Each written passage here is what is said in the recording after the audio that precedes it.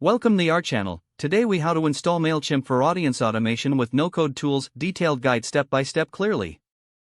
To start, navigate to the Mailchimp website and sign into your account. If you don't have an account, create one by clicking on the sign up button. Once you're logged in, click on the audience tab in the main navigation menu. If you haven't created an audience yet, follow the prompts to set one up. In the Audience section, select Manage Audience and then click on Settings. Scroll down to find webhooks and click on it. Webhooks allow you to send data from Mailchimp to your preferred no-code tool.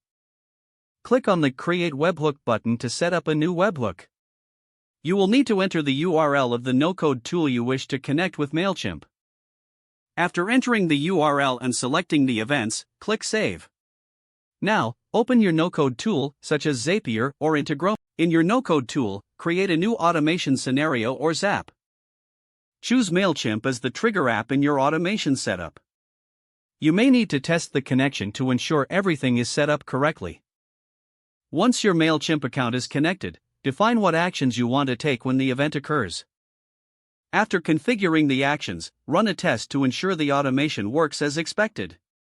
Once satisfied with the test results, activate your automation to start using it. Regularly monitor the performance of your audience automation in Mailchimp and your no-code tool. Adjust your settings and actions as needed based on your audience engagement. If the page does not load, refresh the browser or try again in a private or incognito window. Make sure you are using the correct email address, then retype it carefully to avoid small typos. If your password is not accepted, use the reset option and create a new strong password you can remember. Check your spam folder for verification or security emails, then complete any requested confirmation steps. Enable two-factor authentication if available to improve account security and reduce unauthorized access risk. After signing in, review your profile details so your contact information and settings are accurate. If you see an error message, note it down and try again after restarting your device and internet connection. Log out when you finish, especially on shared devices, to keep your account and payment information secure. If the page does not load, refresh the browser or try again in a private or incognito window. Make sure you are using the correct email address, then retype it carefully to avoid small typos.